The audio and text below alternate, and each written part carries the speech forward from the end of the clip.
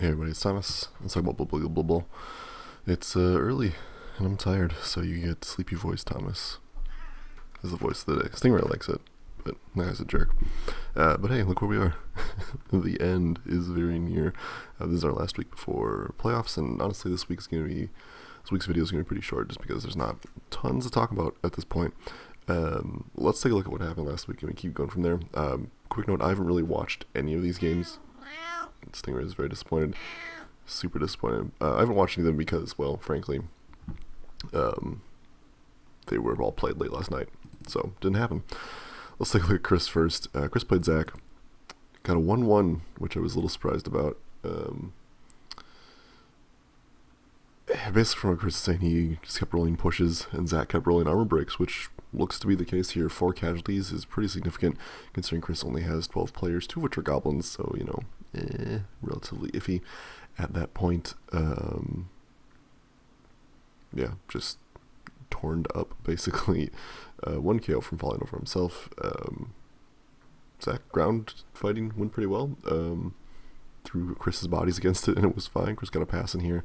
I mean, it basically looks like Zach was able to do what he's been doing lately, which is stall things out a little bit. Unfortunately, this does mean Zach is out. He needed to win outright to advance the playoffs, which is sad. We'll look at his team in a little bit here, but pretty good performance overall. Total of 16 SPP. I think that's one of the best weeks he's ever had. Chris walking away with a lot less than that, only looking at 13. But hey, that's the way it goes. He has to buy this week as well, which is a pretty big deal because one of these blitzers was missed next game. Level up on Goblin here, got diving tackle. I like that a lot. Diving tackle, sidestep, excellent combination. Also leveled up was one of these guys. Garrosh leveled up. Got Polynon. I think this is good. He's got Mighty Blow as well. Chris needed a little bit more removal than he has to help deal with elf problems. Rend hurt himself from what Chris was saying, so that's a good feeling, I'm sure. Yeah, that's where we are with Chris's team. Huge treasury, Caslo 5. I don't know if Chris is going to want to hire anybody else. It'll kind of depend on who makes the playoffs and who doesn't, but Chris going in a pretty good position. We'll look at playoff predictions a little bit here. On the other side of the coin, again, this is Zach's final form. Well, it's not his final form. He does play it one more week here. 6K for Zach. It's at 260 now. North Werewolf hold up. Should get block here. Not that it matters too much, but block is what I'd get in general. And the team, it's kind of annoying because the team is now kind of in a good place. Although he's got multiple strip ball pieces, which I don't really like. I would have gotten a dirty player. Tackle is great. Fend is good. Whatever. Yeah, Stingray likes Fend. Lots of tackle in this team. You can tell how many elf players he hated playing against. Yeah, a little unfortunate. This team was just kind of getting to a place where it was getting solid. And unfortunately, it just happened a little too late in the season. Alright, let's take a look at the other match here, which happened between Mark and Greyduck. Mark walking away with a 1-0 here. Don't have tons of details beyond Greyduck telling me she rolled a lot of 1s. Mark walking with 70k because, man, loves to roll high. Not a lot of removal for him, though. Looks like we had some ground fighting here with 4 casualties sustained. It's a little unfortunate. Might be fouls, too. Without watching the game, it's hard to say for sure. But yeah, lots of tackling, so I would assume that a lot of these are from just hitting the dirt. Not a great week for Mark, not a bad week, though. 2 casualties, MVP, and 1 touchdown. A little bit less than he'd like, but 12 is still not that bad. Not great, but not bad. Greyduck walking away with a total of 11 here, so not the end of the world for her either, but yeah. Mark only got 90 here, so Babe probably didn't do too much for him, although he did suffer 1 casualty, or KO, so maybe it helped a little bit. Greyduck did put in a little bit of hurt, obviously, but I don't think it will matter too much. If we get rid of this here, take out a ghoul, actually, that's pretty significant. 1 less wrestle piece on Mark's side of the bench is pretty good. 1 fast piece off as well, also pretty important. Being at 12 players could be a problem for him, but he still has these extremely good pieces to work with. This tackle white, very, very nice. There's a new level up as well. Tackle block, Mighty Blow guard, this piece is phenomenal at this point. Not a lot more. You could really argue it needs to be good. I mean, guard Mighty Blow alone is pretty good, but once you throw a tackle in there, especially in this league with all the elf players, I think it's a very good choice. Oscar with still no SPP. 9 fan factor for Mark. I believe that's our highest in the league at this point. So congrats to him. Let's take a look at Grey Duck. 2 level ups here on the Assassin and the Witch Elf. Grey Duck also has the buy this week. Total of 70. That up to 300. Pretty good. May want to consider hiring that lineman. Should be at 1770 anyway, so worth considering. Assassin leveling up. I like getting dodge or block on those. Dodge is a pretty nice one. So that's not too bad otherwise. I don't know. Lots of choices here.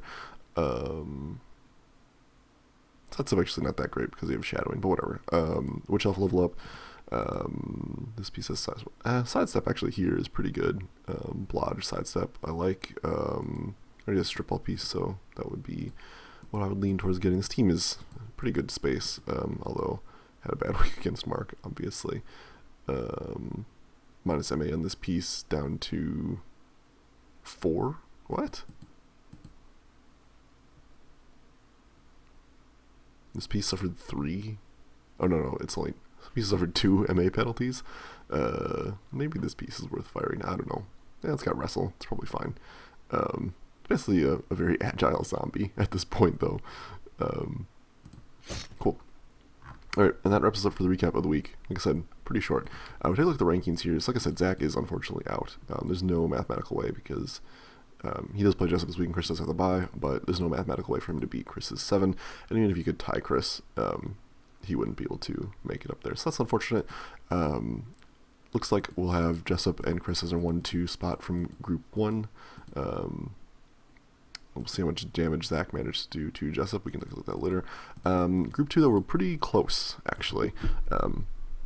So right now, it's looking like Grey Duck and Mark with my 1-2-2 win. However, Mark and I play this week. So if I manage to beat Mark, then we all have the same record, which is pretty cool. Yeah, we all have the same record. What that means is that I would actually advance instead of Grey Duck because I placed above her in the championship stage, or the regular season, as I often call it. So yeah, basically, shockingly, going into the last game of the week, or last game of the pre-playoff season, the semi-final season, I don't know what to call this, the postseason? Sure, whatever. Before we get to the single elimination brackets, I have a chance to make it in. It's pretty unlike my last 2 seasons, so that's pretty exciting. So yeah, Group 2 is still in flux. Mark for sure has made it in with his dominant performance early on. He definitely has he wins the tiebreaker here. And technically actually would be 1 over Grey Duck. First, second would go to him, although again, it kind of depends on how things go. If I beat Mark, he'd still be the number 1 seed, because again, he beats me. Hooray, tiebreakers. Okay, so that's what happened there. That's what's going to happen here. Let's take a look at what's going to happen this week. Like I said, we have a bye here, and we buy here. Very frustrating for Grey Duck because her playoff dreams are basically in our hands. Chris just gets a nice week off, going into the playoffs, which is very, very good. Gets to recover his mixed nice game player. And Zach has the option of mauling Jessup to death. So let's take a look at how much money he's going to get. With levels up to 1620, assuming he buys nothing new.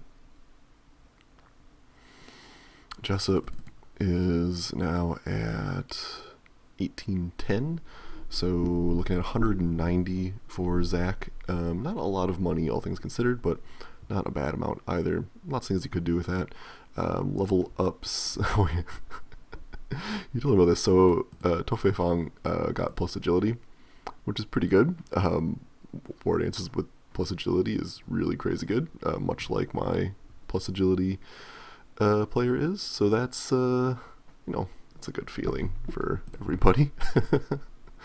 Other level ups. I think that's it. Sketcher got sidestep. I think we talked about that last week, though. Linemen have definitely thinned out quite a bit here, which is good. I mean, they should be been replaced by catchers a really long time ago.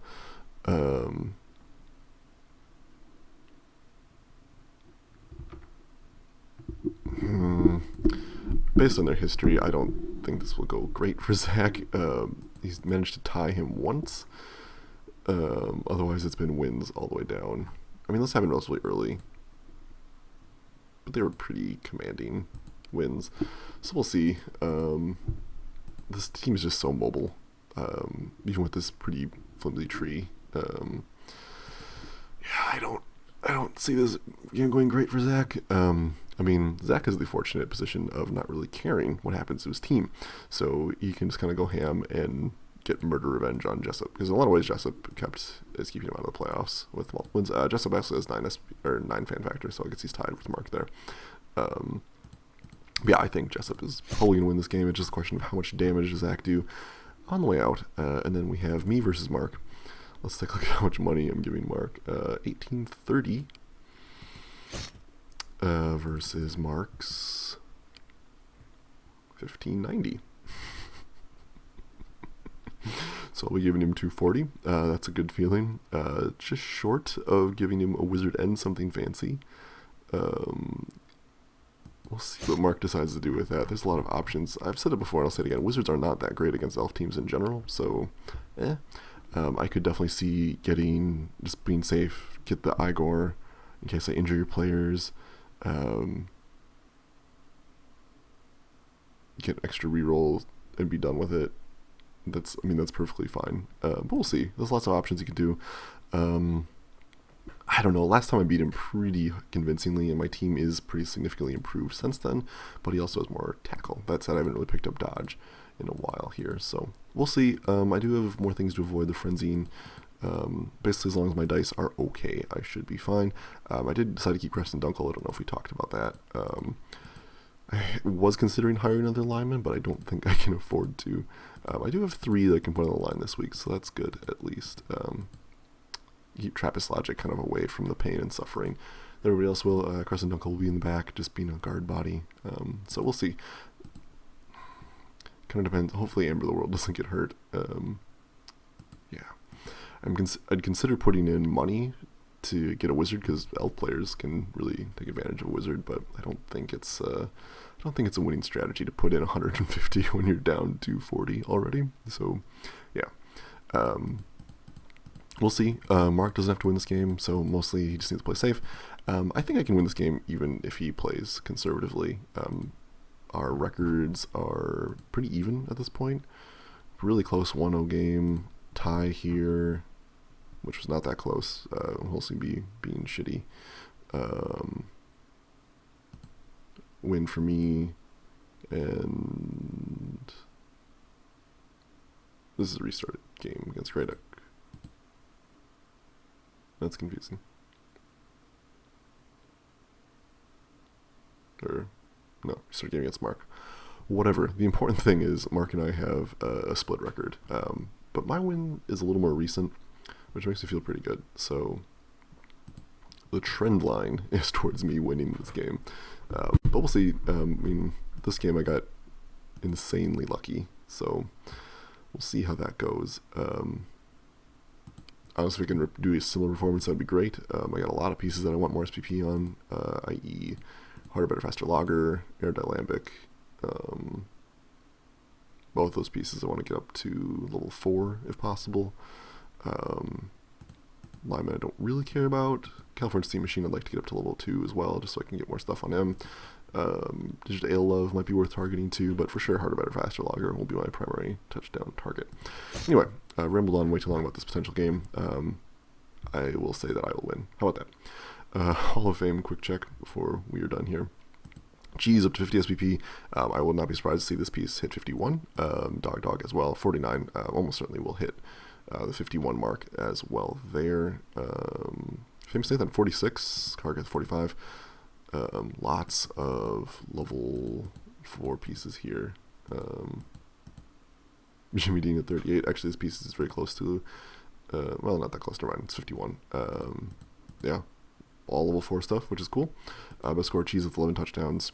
Very, very nice. Think about this way, that's 33 SPP, right? So this piece is level 4 alone on touchdowns, so that's pretty cool. Yeah, cool, fun times. Hall of Fame, Dog with best throw in 27.